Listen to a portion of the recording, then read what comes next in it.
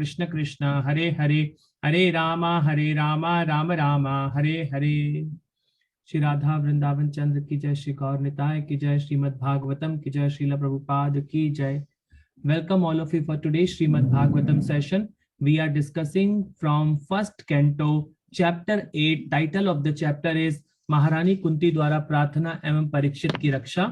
हमने देखा इस चैप्टर में क्या कॉन्टेक्स्ट चल रहा है कि भगवान श्री कृष्ण ने अपने भक्त जो हैं, उनकी भक्तनी हैं जो उत्तरा है, उनके गर्भ की पर्सनल प्रोटेक्शन किया है और परीक्षित महाराज की रक्षा की है भगवान ने, क्योंकि परीक्षित महाराज जो ये यदुकुल है इसके क्या है, वो लास्ट उत्तराधिकारी बचे हैं, क्योंकि पांडवों के 5 पुत्रों की हत्या हो चुकी है।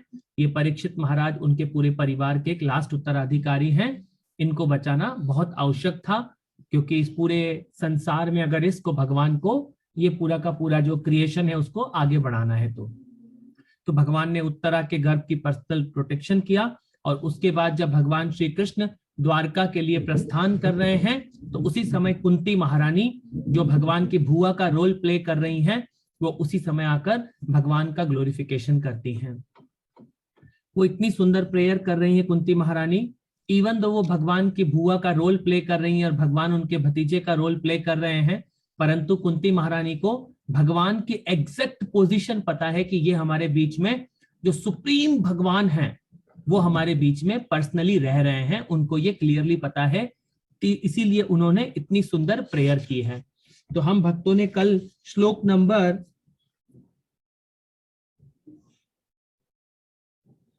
33 तक पढ़ लिया था। आज हम लोग श्लोक नंबर 34 से प्रारंभ करेंगे। तो जो कल का श्लोक नंबर 33 था उसमें वो बोल रहे हैं, अन्य लोग कहते हैं कि चूंकि वसुदेव तथा देवकी दोनों ने आपके लिए प्रार्थना की थी, अतएव आप उनके पुत्र रूप में जन्मे हैं। निसंदेह आप अजन्मा हैं, फिर भी आप देवताओं का कल्याण करने तथा उनसे ईर्ष्या करने वाले असुरों को मारने के लिए जन्म स्वीकार करते हैं। तो ये भगवान की बहुत स्पेशल लीला होती है। तो इसमें कुंती महारानी भगवान के लिए प्रेयर कर रही है कि भगवान आप क्या हैं, आप अजन्मा हैं, आपका भगवान का कभी जन्म नहीं होता है। भगवान अपनी विल से कहीं पर भी अवतरित होते हैं और एक्चुअली देखा जाए तो हमारा भी जन्म नहीं होता है। हम आत्मा कभी जन्म नहीं लेती है। आत्मा तो जब भगवान का अंश है, वो इटर्नल अंश है हम भगवान के। ये बार बार जन्म किसका हो रहा है? सिर्फ इस मिट्टी के बॉडी का हो रहा है। हम सिर्फ मिट्टी का बॉडी चेंज करते हैं। जैसे आप अपने कपड़ों को, आज आपने पिंक कलर की साड़ी पहनी है, कल आपने येलो कलर की पहनेंगे। तो ये जैसे आप कोई सूट पहनेंगे, कोई सूट बूट पहनते हैं पुरुष, जैसे आप अगले दिन आज पिंक पहना है कल येलो पहनेंगे तो आप क्या हो जाते हैं, नए कपड़े पहन लेते हैं। उसी तरह से भगवान बताते हैं ये जो हमारा बॉडी है, ये बॉडी हम क्या करते हैं, छोड़ के अगले दिन दूसरा बॉडी मिल जाता है। तो कुछ भी नुकसान होता है तो किसको होता है? इस बॉडी को होता है। आपको कोई कुछ नहीं कर सकता, क्योंकि आप भगवान के प्योर अंश हैं। और इस भौतिक संसार की, ये जो मिट्टी का शरीर है ये भौतिक है, जितने बड़े बड़े न्यूक्लियर बॉम्ब हैं वो भौतिक हैं, ये जो बड़े बड़े युद्ध हो रहे हैं, रशिया और यूक्रेन ये सब युद्ध हो रहे हैं, ये भी सब क्या है, भौतिक लेवल पे हैं। कोई भी सब कुछ कोई कुछ कर सकता है, तो इस बॉडी को कर सकता है, आपको कोई कुछ भी नहीं कर सकता।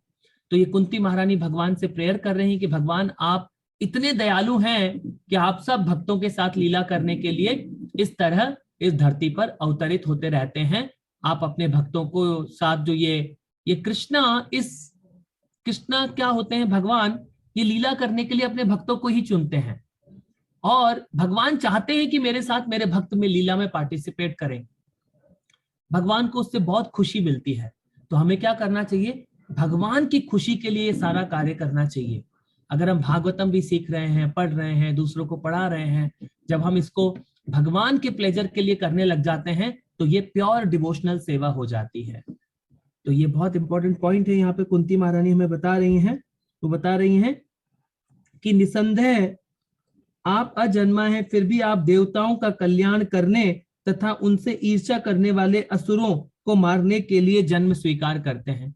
तो भगवान क्या करते हैं? अपने भक्तों का उत्थान करने के लिए, और जो उनसे ईर्ष्यालु होते हैं, जो भक्तों से ईर्ष्यालु होते हैं, उन सब का क्या करते हैं भगवान, उन सब का क्या करते हैं, यहाँ पे बोल रहे हैं ईर्ष्या करने वाले असुरों को मारने के लिए जन्म स्वीकार करते हैं। तो भगवान ने भगवत गीता में भी बोला है, परित्राणाय साधुनाम विनाशाय च दुष्कृताम धर्म संस्थापनार्थाय संभवामि युगे युगे।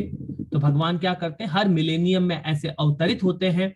इस प्रकार का अवतरित होना मतलब इस प्रकार का किसी न किसी प्रकार का एक रूप धारण करते हैं भगवान, और अपने जितने भी ये असुर हैं उन सबको फिनिश करते हैं और अपने भक्तों को स्पेशल प्रोटेक्शन देते हैं और उनके साथ स्पेशल लीला करते हैं। इसलिए भगवान हर मिलेनियम में अवतरित होते रहते हैं, मिलेनियम आफ्टर मिलेनियम, हर मिलेनियम में, हर युग में भगवान इस प्रकार अवतरित होते हैं।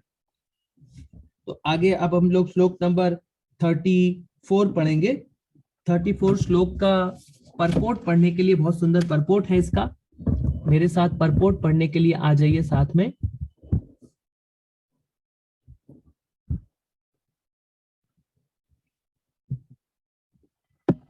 मेरे साथ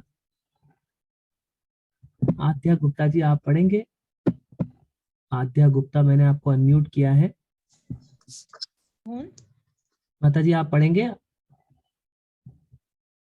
तो मेरा माता जी, आद्या जी। हाँ जी। तो मैं श्लोक पढ़ता हूँ, फिर आप इसका जो नीचे परपोर्ट है उसको ध्यान से पढ़ने का प्रयास करिएगा। अब देखिए भगवान इसमें क्या बोल रहे हैं। भगवान इस श्लोक में बोल रहे हैं, भारावतारणायान्ये भुवो भाव इवो दधो पीदन्त्या भूरि भारेण जातो ही आत्मा भुवा तिथः। बोल रहे हैं, कुछ कहते हैं कि जब इंसान भार से बोझिल समुद्री नाव की भांति अत्यधिक पीड़ित हो उठा तथा आपके पुत्र ब्रह्मा ने प्रार्थना की तो आप कष्ट का शमन करने के लिए अवतरित हुए हैं। तो कुंती महारानी ऐसी प्रेयर कर रही हैं क्योंकि जब कुंती महारानी ने देखा कि जितने भी भगवान ने बहुत सुंदर लीलाएं की हैं। एक तो भगवान ने क्या किया, जो कंस था, कंस क्या कर रहा था इस धरती पर, बहुत अत्याचार कर रहा था कंस, घोर अत्याचार कर रहा था कंस, इतना सारा अत्याचार कर रहा था। तो जो भूमि है, जो ये भूमि माता है, ये बहुत परेशान हो गई थी इस अत्याचार से। तो उन्होंने ब्रह्मा जी को अप्रोच किया, भूमि ने, धरती माता, और फिर ब्रह्मा जी ने क्षीर सागर पर जाकर वंदना की, भगवान जो नारायण हैं, कारणोदक्षाय विष्णु हैं, उनसे प्रार्थना की। फिर भगवान ने क्या किया, इस प्रकार का अवतार ग्रहण किया। और भगवान ने, और दूसरा, ये दुर्योधन जो है, दुर्योधन जो पार्टी है, ये बहुत गलत व्यवहार किया था, ये आतताइना थे। तो इन सबको समाप्त करने के लिए भगवान इस प्रकार का अवतार लेते हैं। ये कृष्ण का भगवान ने, कृष्ण स्वयं रूप में भगवान अवतरित हुए। जो ये कृष्ण का अवतार है, ये भगवान क्या है, स्वयं है, स्वयं जो आदि पुरुष हैं, ईश्वर परम कृष्णा। जो कृष्ण है वो क्या है, वो सुप्रीम भगवान है। वो इस मिलेनियम में क्या हो गए, भगवान स्वयं उतर के आ गए। भगवान ने कोई अवतार नहीं लिया, जो और सारे क्या होते हैं, अवतार होते हैं, परंतु इस बार क्या हो गए, भगवान अपने ओरिजिनल रूप में उतर के आ गए, और वो है कृष्ण रूप। तो यहाँ पे अब हम इसका तात्पर्य पढ़ेंगे। माता जी आप इसका तात्पर्य पढ़िए। हरे कृष्णा प्रभु जी। हाँ जी। तात्पर्य, सृष्टि के पश्चात तुरंत उत्पन्न हुए ब्रह्मा प्रथम जीव हैं तथा नारायण के प्रत्यक्ष पुत्र हैं। गर्भोदकशायी विष्णु के रूप में नारायण सर्वप्रथम भौतिक ब्रह्मांड में प्रविष्ट हुए। आध्यात्मिक संपर्क के बिना पदार्थ से सृष्टि नहीं हो सकती। इस सिद्धांत का पालन सृष्टि के प्रारंभ से ही किया जाता रहा है। परम आत्मा ब्रह्मांड में प्रवेश कर गए और विष्णु की दिव्य नाभि से अंकुरित हुए कमल पुष्प से प्रथम जीव ब्रह्मा का जन्म हुआ। इसलिए विष्णु पद्मनाभ कहलाते हैं। ब्रह्मा आत्म भू कहलाते हैं क्योंकि इनका जन्म माता लक्ष्मी से संपर्क के बिना साक्षात अपने पिता से हुआ था। लक्ष्मी जी नारायण के निकट उपस्थित थी और भगवान की सेवा में तन्मय थी। तो भी लक्ष्मी जी से संपर्क किए बिना ही नारायण ने ब्रह्मा को उत्पन्न किया। यही है भगवान की सर्वशक्तिमता। जो व्यक्ति मूर्खता वश नारायण को सामान्य जीवों के समान मानता है, उसे इससे शिक्षा ग्रहण करनी चाहिए। नारायण कोई सामान्य जीव नहीं है, वे साक्षात पुरुषोत्तम भगवान हैं और उनके दिव्य शरीर के सभी अंगों में सभी इंद्रियों की संपूर्ण शक्तियां भरी हुई होती हैं। सामान्य जीव मैथुन द्वारा ही शिशु को जन्म देता है। उसके पास शिशु उत्पन्न करने के लिए उसे प्राप्त साधन से इतर कोई अन्य उपाय नहीं होता, लेकिन सर्वशक्तिमान होने के कारण नारायण किसी प्रकार की स्थिति या शक्ति से बंधे नहीं हैं। वे पूर्ण हैं और अपनी विभिन्न शक्तियों के द्वारा अत्यंत सुगमता के साथ तथा पूरी तरह से कुछ भी करने के लिए स्वतंत्र हैं। अतएव ब्रह्मा अपने पिता से सीधे उत्पन्न हुए हैं, उन्हें माता के गर्भ में नहीं रहना पड़ा, इसलिए वे आत्मभू कहलाए। यही ब्रह्मा इस ब्रह्मांड की अगली सारी सृष्टियों के लिए परमारी हैं, जो सर्वशक्तिमान की शक्ति द्वारा गौण रूप से प्रतिबिंबित हैं। इस ब्रह्मांड मंडल के भीतर श्वेत द्वीप नामक एक दिव्य ग्रह है, जो क्षीरोदकशायी विष्णु या परमेश्वर के परमात्मा का धाम है। जब कभी ब्रह्मांड में कोई ऐसा संकट उत्पन्न होता है जिसे अधिशासी देवता नहीं सुलझा पाते, तब वे इसके निवारण के लिए ब्रह्मा जी के पास जाते हैं। यदि ब्रह्मा जी भी इसे नहीं सुलझा पाते तो वे श्री रोदकशायी विष्णु के पास परामर्श करते हैं और उनसे अवतार लेकर समस्या का समाधान करने की प्रार्थना करते हैं। ऐसी समस्या कंस तथा अन्य राजाओं के शासन काल में उत्पन्न हुई और ये पृथ्वी असुरों के दुष्कर्मों से बोझिल हो उठी। तब अन्य देवताओं समेत ब्रह्मा ने क्षीरोदक सागर के तट पर जाकर प्रार्थना की। तब उन्हें बताया गया कि कृष्ण जी वसुदेव तथा देवकी के पुत्र रूप में अवतार लेंगे। अतएव कुछ लोग कहते हैं कि भगवान का आविर्भाव ब्रह्मा जी द्वारा प्रार्थना करने से हुआ। हरे कृष्ण कृष्ण। माता जी, कृष्ण माता जी, आपका बहुत बहुत धन्यवाद। आपने बहुत अच्छे से पढ़ा। आप भी इसी भागवतम पुस्तक को अपने घर पे भी रखिए और थोड़ा आगे का थोड़ा पीछे का अगर आप डेली पढ़ेंगे तो आपको बहुत अच्छे से ये भागवतम समझ में आएगा। आपका बहुत बहुत धन्यवाद। अब देखिए इसमें क्या बोल रहे हैं भगवान, कुंती महारानी क्या प्रे कर रही हैं। जो स्वयं भगवान है, जो इस पूरे यूनिवर्स के क्रिएटर होते हैं, जैसे इस मनुष्यों को दूसरा मनुष्य क्रिएट करने के लिए भगवान ने क्या फैसिलिटी दी है, एक पुरुष और एक माता यूनाइट होते हैं तो क्या होता है, नेक्स्ट मशीन बन जाती है। परंतु भगवान को ये सब क्रिएट करने के लिए लक्ष्मी की जरूरत नहीं पड़ती है। यहां भगवान ने एग्जाम्पल दिखाया, भगवान ने ब्रह्मा जी को विदाउट लक्ष्मी की हेल्प से ही क्रिएट कर दिया। तो जो भगवान है वो क्या है, वो हर चीज में अनलिमिटेड पर्सनालिटी है। वो अपने किसी भी इंद्री से कोई भी काम कर सकते हैं। वो आंखों से खा सकते हैं, कानों से पी सकते हैं, कुछ भी कर सकते हैं। वो जो हम लोग हमारे इस माइंड में इमेजिन भी नहीं कर सकते, वो सब कार्य भगवान कर सकते हैं। क्योंकि वो क्या है, वो अनलिमिटेड पर्सनालिटी है। उस अनलिमिटेड भगवान को हम नहीं समझ सकते। उनकी तो हमको क्या करनी है, बस प्रेम पूर्वक सेवा में लगना होता है। जब जब कोई भी जीव भगवान की प्रेम पूर्वक सेवा में लगता है, सबसे पहले तो आप बहुत खुश हो जाएंगे अपने जीवन में, और क्या हो पाएंगे, वो भगवान आपको स्पेशल कृपा करेंगे इस रियलिटी को समझने के लिए कि ये भौतिक संसार, जिस भौतिक संसार में हम फंसे हैं, ये भौतिक संसार कैसा है। सबसे पहले तो टेम्पररी है, टेम्पररी के बाद आप रिलेटिव ट्रुथ भी है, और ये भौतिक संसार कैसा है, दुखालया अशाश्वतम है। ये दुखों का आलय है, ये मटेरियल संसार। तो इस संसार में हमारा एक्चुअली कोई काम नहीं है। संसार में ये हमने भगवान का निरादर करते हैं, इसलिए हम इस भौतिक संसार में आ जाते हैं, और ये मटेरियल एनर्जी जो भगवान की बहिरंग शक्ति है उसके टच में आ गए हम लोग। और ये क्या होती है, आत्मा से पावरफुल होती है ये एनर्जी भगवान की। तो इसीलिए आत्मा यहां से निकल नहीं पाती। इस शरीर को हम छोड़ के निकल नहीं पाते ना। तो भगवान क्या बोलना चाह रहे हैं हमें यहाँ पर इस श्लोक के माध्यम से, कुंती महारानी भगवान के लिए बता रही है कि भगवान आप कितने दयालु हैं हमारे भक्तों के ऊपर, आप हर कंडीशन में भक्तों के साथ लीला कर रहे हैं।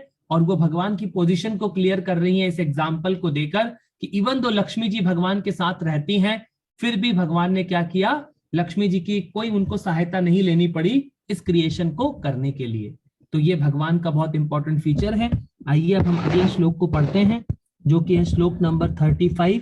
श्लोक नंबर 35 का परपोर्ट पढ़ने के लिए मेरे साथ आ जाइए। साथ में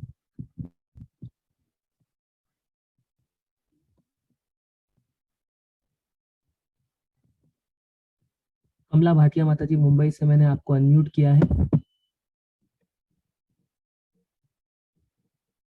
माता जी आप अनम्यूट हैं, आप पढ़ पाएंगे?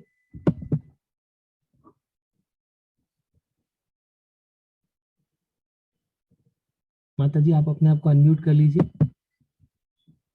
चलिए कोई दूसरा।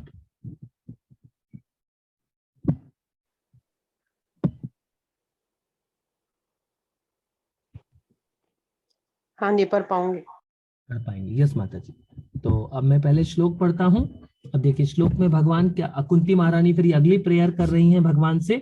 वो बोल रही हैं, भवे अस्मिन् क्लिश्या मानाना अविद्या काम कर्म भी श्रवणा स्मरणा ग्रहण हानि करिष्यन्ति केचना। अब वो बोल रही हैं, तथा कुछ कहते हैं कि आप श्रवण, स्मरण, पूजा आदि की भक्ति को जागृत करने के लिए प्रकट हुए हैं, जिससे भौतिक कष्टों को भोगने वाले बद्ध जीव इसका लाभ उठाकर मुक्ति प्राप्त कर सकते हैं। तो देखिए ये जो भगवान हैं ये इतने दयालु हैं। हम जो जीव हैं हमने भगवान का निरादर किया तो हम क्या हो गए, हमारा रियल पोजीशन क्या होता है आत्मा का। क्योंकि भगवान कैसे हैं, भगवान का विग्रह कैसा पढ़ते हैं, ब्रह्मा जी क्या बोलते हैं भगवान के विग्रह के बारे में, ईश्वर परम कृष्णा सतचित आनंद विग्रह। भगवान का विग्रह कैसा है, सत चित और आनंद। और हम भगवान के अंश हैं इस बॉडी में, जो भगवान का हम लोग इटर्नल पार्ट एंड पार्सल है हम भगवान के आत्मा। तो आत्मा भी कैसी हुई, सत चित आनंद। परंतु जैसे इस बॉडी में आते हैं तो हम कैसे हो जाते हैं, ये असत हो जाती है बॉडी। ये बॉडी कैसी है, ये असत है। तब जब हमारे को हमारा शरीर, आत्मा इस शरीर को छोड़ती है, तो जब हमारी अर्थी को ले जाया जाता है उस समय सब लोग क्या बोलते हैं, राम नाम सत्य है, राम नाम सत्य है। उस समय ये कोई नहीं बोलता, नहीं ये मेरा भाई सत्य है, या मेरी पत्नी सत्य है, ये मेरे पत्नी का शरीर सत्य है, कोई नहीं बोलता। तब क्या बोलते हैं, राम नाम सत्य है, क्योंकि उसमें से आत्मा निकल चुकी है उस शरीर में से। बस इतना सा फर्क होता है। उस पॉइंट को लोग बोल देते हैं डेथ। तो और क्या बोलते हैं, दूसरा पॉइंट क्या है, सतचित माने फुल ऑफ नॉलेज, ज्ञान। तो आत्मा क्या है, रियली फुल ज्ञान में रहती है आत्मा। मतलब क्या कि आपको ज्ञान का मतलब क्या, आपको ये पता है कि मेरा भगवान के साथ संबंध है, परंतु यहां आते ही आप भूल जाते हैं, इस भौतिक संसार में भगवान को भूल जाते हैं। जैसे ही भगवान को भूलते हैं इस भौतिक संसार में आप इन सब मिट्टी के पुतलों को अपना समझने लगते हैं कि ये सब मेरे हैं, और इनके साथ हमारा रिश्ता बन जाता है कि ये मेरी बेटी है, ये मेरा दामाद है, ये मेरी बहन है, ये मेरे पति हैं, ये मेरी पत्नी है, ये मेरे माता पिता हैं। ये सब हम क्या बनाते हैं, रिलेशन बना लेते हैं इस भौतिक संसार में। फिर भगवान बोले सतचित आनंद, तो आत्मा तो हमेशा आनंद में रहने वाली है, और जैसे ही इस भौतिक संसार में आते हैं हम लोग निरानंद हो जाते हैं। क्योंकि भगवान ने क्या है, ये भौतिक संसार कैसा बनाया है, दुखों का आलय बनाया है, दुखालय अशाश्वतम है ये भौतिक संसार। तो यहाँ पे भगवान देखिए, अब इस बीच में जो भगवान के प्योर भक्त होते हैं, जैसे प्रभुपाद जी हैं, वो स्पिरिचुअल वर्ल्ड गोलक वृंदावन धाम से इस धरती पर आते हैं। गोलक वृंदावन धाम में क्या हो रहा है, वहां हर आत्मा भगवान की सेवा में लगी हुई है, बहुत खुशी से सब सेवा कर रहे हैं कृष्ण की, सबको खूब मजा आ रहा है, क्योंकि कृष्ण की सेवा में मजा है, उसके अलावा और किसी में आनंद ही नहीं है। तो वो कृष्ण की खूब सेवा करते हैं सारे के सारे भक्त। तो जब प्रभुपाद जी क्या चाहते हैं, मैं इस धरती पर भी भगवान की उस सेवा को क्या करूं, इंप्लीमेंट करूं। तो प्रभुपाद ने हमें क्या दे दिया? भगवत गीता भागवतम दे दिया। प्रभुपाद ने इतने बड़े बड़े मंदिर बना दिए, हरे कृष्णा मूवमेंट को क्रिएट किया प्रभुपाद ने, ताकि क्या हो सके। प्रभुपाद देखिए किस तरीके से भगवान अपनी सेवा देते हैं। देखिए यहाँ पे क्या बोल रहे हैं, आप श्रवण करके, क्या बोल रहे हैं वो, तथा कुछ कहते हैं कि आप श्रवण मतलब सुनकर, स्मरण मतलब याद कर कर, पूजन मतलब भगवान की पूजा करके, आदि की भक्ति को जागृत करने के लिए प्रकट होते हैं। तो ये सब क्या बता रहे हैं, हम भगवान को कैसे, नवविधा भक्ति हमने समझा था ना, श्रवणम कीर्तनम स्मरणम विष्णुपाद सेवनम अर्चनम वंदनम दास्यम साख्यम आत्मनिवेदनम। तो ये 9 प्रोसेस होते हैं भगवान को रिमेंबर करने के लिए। तो ये भगवान कृपा लेके आते हैं इस तरीके से कि हम भगवान को क्या कानों में ध्यान पूर्वक इस भगवान के नाम को सुनते हैं, भगवान की कथा को सुनते हैं। क्योंकि सोचिए जो छोटे छोटे बच्चे हैं हमारे स्कूल जाते हैं, तो मान लीजिए कोई बच्चा अच्छे से पढ़ाई नहीं करता है, तो टीचर क्या बोलती है, तुमने मेरा लेसन अच्छे से नहीं सुना है। तो मतलब क्या है, सोचिए बच्चे को एक क्लास पास करने के लिए भी सुनना पड़ेगा, किसी को 10th से 12th में आने के लिए भी सुनना पड़ेगा, 12th से इंजीनियर बनने के लिए भी सुनना पड़ेगा, किसी को डॉक्टर बनने के लिए भी सुनना पड़ेगा। मतलब सुनना बहुत इंपॉर्टेंट है ध्यान से। मतलब ये जो श्रवण की प्रक्रिया है बहुत इंपॉर्टेंट है। मगर ये भगवान हमें किसके बारे में सुनना है, हमें कृष्ण के बारे में सुनना है। इन कानों का यूज करना है भगवान की कथा सुनने में, भगवान का नाम सुनने में, भगवान के धाम की लीलाओं को सुनने में। तो इस तरह जब हम ये श्रवण करेंगे और भगवान का याद करेंगे, तो कुंती महारानी कह रही है, भगवान आप बहुत दयालु हैं, आप इस तरीके से हम पे कृपा करने के लिए आते हैं। अब इसका तात्पर्य पढ़ते हैं। माता जी आप इसका तात्पर्य पढ़िए।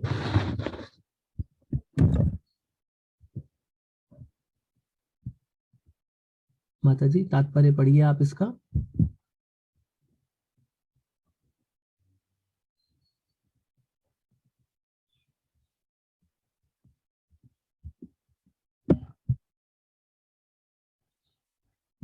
माता जी मिस आउट हो गए क्या? नेक्स्ट पढ़ेंगे हमारे साथ दिनेश कुमार। दिनेश कुमार जी आप पढ़िए, मैंने आपको अनम्यूट किया है। दिनेश कुमार जी। प्रभु जी हरे कृष्णा। जी दिनेश जी आप पढ़िए। प्रभु जी मैं अभी भी जाइन हुआ हूँ, इतना स्पष्ट से नहीं बोल सकता, तो भी मैं प्रयत्न करता हूँ। तात्पर्य, श्रीमद् भागवत गीता में भगवान स्पष्ट रूप से कहते हैं कि वे प्रत्येक युग में धर्म पंथ की पुनः स्थापना करने के लिए प्रकट हुए हैं। यह धर्म पंथ भगवान द्वारा निर्मित किया जाता है कि व्यक्ति विभिन्न धर्म पंथ निर्माता नहीं करता है, जैसे कि कुछ महत्वाकांक्षी लोगों के लिए यह फैशन बन गया है। वास्तविक धर्म पंथ यह है कि भगवान को परम सत्य के रूप में स्वीकार करके स्वयं पूर्वत मानकर प्रगाढ़ प्रेम में उनकी सेवा की जाए। जीव को तो सेवा करनी है, क्योंकि स्वभावतः वह इसके लिए बना है।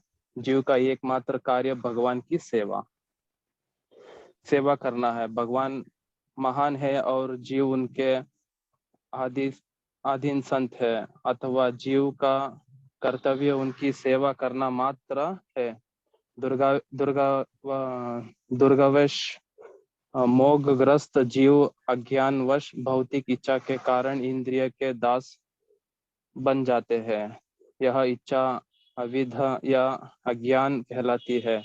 ऐसे इच्छा से जीव विकृत विप्याशी जीवन पर केंद्रीय भौतिक भोग के लिए तरह तरह की योजनाएं बनाते हैं, अथवा जीव परमेश्वर की अध्यक्षता में विभिन्न लोकों में विभिन्न शरीरों में देहांतर करते हैं, जन्म मृत्यु के चक्कर में फंसे जाते हैं, अथवा जब तक कोई इस अविद्या की परिधि से बाहर नहीं निकल लेते, तब तक वह जीवन का त्रिविध तपों से मुक्त नहीं हो सकते। यही प्रकृति का नियम है। फिर भी भगवान कष्ट भोगने वालों जीव पर अपनी आहुति कृपावश उनके समक्ष प्रकट होकर श्रवण कीर्तन स्मरण पूजन स्वतमन आत्मनिवेदन तथा शरीर गति से युक्त भक्ति के सिद्धांतों को जागृत करते हैं, क्योंकि वह कष्ट भोग रहे जीवों पर इतने अधिक कृपालु है कि जितनी जीव आशा भी नहीं करते। उपयुक्त में से सारी विधियों या किसी एक विधि को ग्रहण करने बुद्धिजीव अविद्या के बंधन से छूट कर बहिरंग शक्ति के द्वारा बरमाए गए समस्त भौतिक कष्टों से मुक्त हो जाते हैं। जीवों पर इस प्रकार की कृपा भगवान श्री चैतन्य महाप्रभु के रूप में भगवान द्वारा प्रदान की गई है। हरे कृष्णा। कृष्णा। दिनेश जी आपका बहुत बहुत धन्यवाद, आपने बहुत अच्छे से पढ़ा।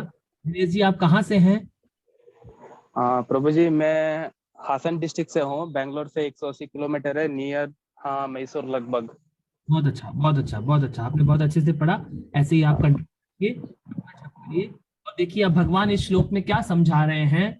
जिस प्रकार भगवान बोल रहे हैं इस पुनरअपि जन्मा पुनरअपि मरना, इस प्रोसेस में हम फंसे हुए हैं, बार बार हमारे साथ ये प्रोसेस हो रहा है। तो यहाँ पे भगवान हमें क्या चाहते हैं कि इस पुनरअपि जन्मा पुनरअपि मरना, इस प्रोसेस से अगर हमें निकलना है तो हमें भगवान की सत्ता को स्वीकार करना चाहिए। और ये जो श्रवणम कीर्तनम स्मरणम विष्णुपाद सेवनम अर्चनम वंदनम दास्यम साख्यम आत्मनिवेदनम, ये जो भगवान ने भक्ति के 9 प्रोसेस दिए हैं, इसको अगर हम ध्यान से अपने जीवन में अपनाते हैं तो हम क्या हो पाते हैं। कुंती महारानी बोल रही हैं हम इस भौतिक संसार के चक्र से इजीली निकल जाएंगे। ये जो भगवान की प्योर डिवोटी है कुंती महारानी, ये इतनी सुंदर प्रेयर किसके लिए बोल रही हैं, ताकि हम सब इस प्रेयर को ध्यान से पढ़ें और अपने माइंड में अच्छे से इसको बिठा लें कि कितनी इंपॉर्टेंट है कृष्ण की सेवा करना, कितनी इंपॉर्टेंट है इस आत्मा के लिए भगवान के साथ रहना। अगर हम भगवान के साथ रहेंगे तो हम बहुत खुश रहेंगे, अगर इस भौतिक संसार के टच में रहेंगे तो हमेशा आप दुखी रहेंगे। तो आपको खुद डिसाइड करना होगा कि इसी लाइफ में अगर हमें कृष्ण तक जाना है तो हमको क्या होना पड़ेगा, हर मोमेंट कृष्ण कॉन्शियस होना पड़ेगा। हर मोमेंट, मतलब 24 घंटे हैं तो 24 के 24 घंटे में हमें कृष्ण याद आने चाहिए। तो उसके लिए हमें बहुत प्रयास करना पड़ता है। जब आप कृष्णा कॉन्शियस हो जाएंगे तो इस भौतिक संसार में आपका टच फिर नहीं रहता है, आप ट्रांसेंडेंटल हो जाते हैं। जैसे नारद मुनि ट्रांसेंडेंटल हो जाते हैं, प्रभुपाद जी ट्रांसेंडेंटल हैं, तो ऐसे हम भी क्या हो जाते हैं, दिव्य लेवल पे फिर अपनी भगवान के साथ अपनी भक्ति को अच्छे से कर पाते हैं। आप सभी भक्तों का बहुत बहुत धन्यवाद।